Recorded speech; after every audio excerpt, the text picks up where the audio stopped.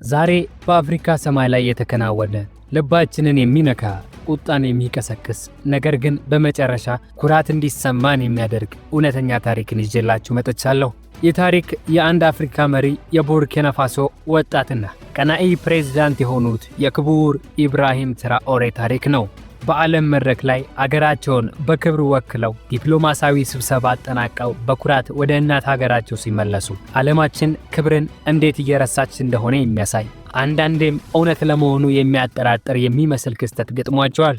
ይህንን አስደንጋጭ አስተማሪና ሲልም እልህ አስጨራሽ ታሪክን አብረን እንመልከት። አውሮፕላኑ በሰማይ ላይ በቀስታ እየገሰገሰ ነው።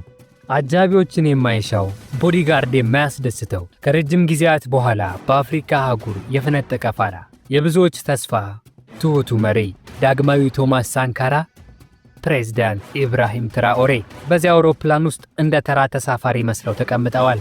ተወዳጁ መሪ ከአፍሪካ ምድር በሺዎች ኪሎ ሜትሮች ርቀው በዲፕሎማሲያዊ ስብሰባ የሀገራቸውን ጥቅም አስከብረው በድካም ስሜት የቢዝነስ ክላስ ወንበራቸው ላይ ተቀምጠዋል። አጠገባቸው ሌሎች ተሳፋሪዎች አሉ። አንዳንዶቹም እንደሳቸው ጥቁር የቆዳ ቀለም ያላቸው የአፍሪካ ወይንም የሌላ አህጉር ሰዎች ናቸው። ድካምና የጉዞ ልፋት በፊቶቻቸው ላይ ይታያል።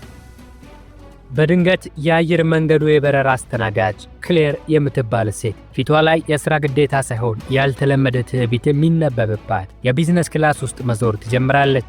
ጩኸት ባይሰማም አካሄዷና የምትንጎራደድበት ሁናቴ የሆነ ችግር እንዳለ ያሳያል።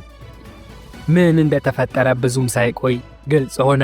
አንድ የፈረንሳይ ኩባንያ ዋና ሥራ አስፈጻሚ ወይንም ሲኢኦ ከፕሬዝዳንቱ ጋር በተመሳሳይ በረራ ላይ የነበረ የቢዝነስ ክላስ አገልግሎታቸው እንዲሻሻል ወይንም አፕግሬድ እንዲደረግላቸው ይጠይቃሉ። በእርግጥ የሥራ አስፈጻሚው ጥያቄ በራሱ ችግር የሌለበትና የተቀመጠበትን ወንበር ካልወደደው ወደ ላቀ ደረጃ እንዲቀየርለት ቢጠይቅ ተገቢ ነበረ። ነገር ግን ፍላጎቱን ያቀረበው በትዕቢትና በግልጽ በሚታይ ንቀት ነበር። የበረራ አስተናጋጇ ክሌር የዚህን ዋና ሥራ አስፈጻሚ ከንቱ ምኞት ለማሟላት በሚመስል መልኩ በቀጥታ ወደ ጥቁር ተሳፋሪዎች መሄድ ትጀምራለች። ፊቷ ላይ እናንተ ለዚህ ቦታ አትመጥኑም የሚል ስውር መልእክት ያለ ይመስላል። ወደ አንዱ ጥቁር ተሳፋሪ ቀረበች።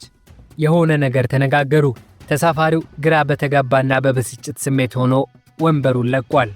ከዚያም ወደ ሌላኛው። በመጨረሻም ክሌር ወደ ፕሬዝዳንት ኢብራሂም ትራኦሬ ወንበር ቀረበች። ፊቷ ላይ ምንም አይነት አክብሮት አይታይም። በግልጥ የሚታይ ንቀት የፕሬዝዳንትነቱን ማንነት ቦታቸውን ወይንም ለአፍሪካ ምድር ያላቸውን ትርጉም ሳታው ከወንበራቸው እንዲነሱ ትዕዛዝ በሚመስል መልኩ ትጠይቃለች። ይህ ትዕይንት ልብን ይሰብራል። የአንድ አፍሪካዊ መሪ የሉዓላዊ ሀገር ፕሬዝዳንት በዓለም አቀፍ በረራ ላይ በቆዳ ቀለማቸው ምክንያት ብቻ ይመስል ከመቀመጫቸው እንዲነሱ መጠየቅ ምን አይነት ንቀት ነው?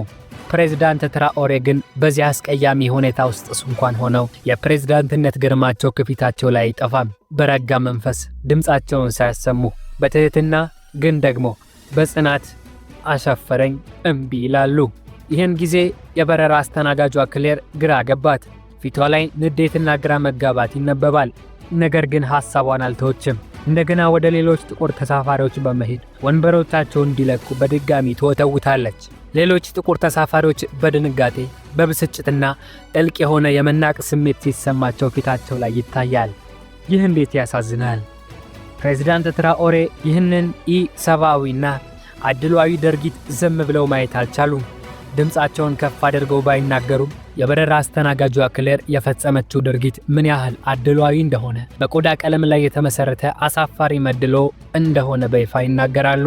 ቃላቶቻቸው እንደ መብረቅ ባይጮሁም በውስጣቸው ጥልቅ የሆነ ቁጣና የመገሰጽ ኃይል ነበራቸው። እንዲያ እያለ በረራው በሰላም ተጠናቆ አውሮፕላኑ የቡርኪና ፋሶን መሬት እንደረገጠ አስገራሚና ልብን የሚያስደንቅ ትዕይንት ተፈጠረ።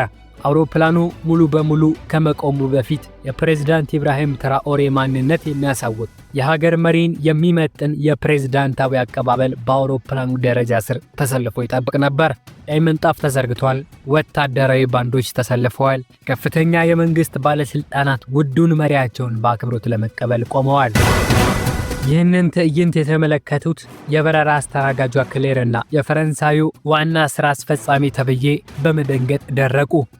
ዝቅ አድርገውት ያዩት ከመቀመጫው እንዲነሳ የጠየቁት ተሳፋሪ ማን እንደሆነ ሲያውቁ ልክ በሌለው እፍረትና ፍርሃት ተዋጡ። እስማቸው ተሰበረ። ንቀታቸው በቅስፈት ወደ ከባድ ጸጸት ተለወጠ።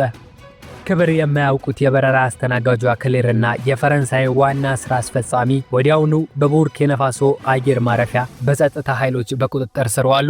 ክሳቸውም ቀላል አልነበረም። የሀገር መሪን አለማክበር ዲስሪስፔክቲንግ ዘ ሄድ ኦፍ ስቴት በሚል ቁጥጥር ስር ዋሉ።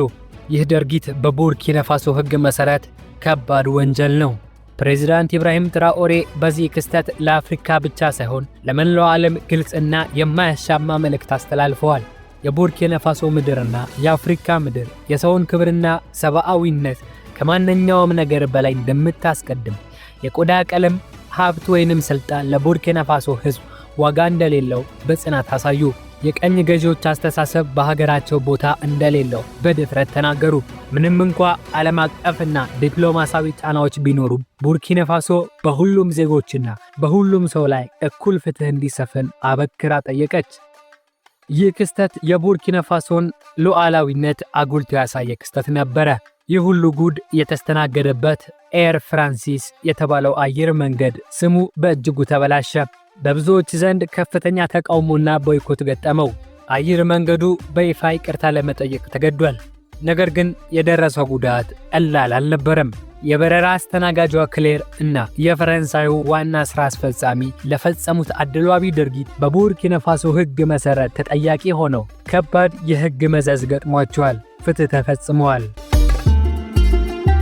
ይህ ታሪክ የፕሬዝዳንት ኢብራሂም ትራኦሬን ጥንካሬና የቡርኪና ፋሶን ሉዓላዊነት እንዲሁም የአፍሪካውያንን የማይደፈር ክብር የሚያሳይ ነው። ማንኛውም ሰው የቱንም ያህል ትልቅ ቦታ ቢኖረው የሰውን ክብር ዝቅ ማድረግ እንደሌለበት ይህ ክስተት በሕያው ምስል ያስተምረናል። ክብር የሚመጣው ከሀብት ወይንም ከስልጣን ሳይሆን ሰብአዊነትን ከልብ ከማክበር ነው።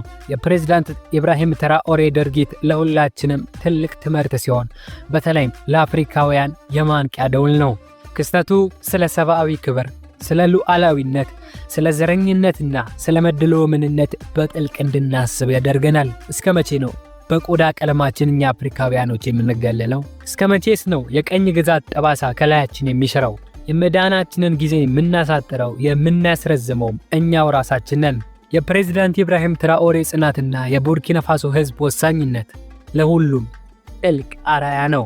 ይህንን ቪዲዮ ከወደዳችሁት ላይክ በማድረግ ለሌሎች በማጋራትና አስተያየታችሁን ከስር በመጻፍ ቤተሰባችንን ይቀላቀሉ። ለተጨማሪ አስደሳችና አስተማሪ ቪዲዮዎች ቻናላችንን ሰብስክራይብ ያድርጉ። ስለተከታተላችሁን ከልብ እናመሰግናለን።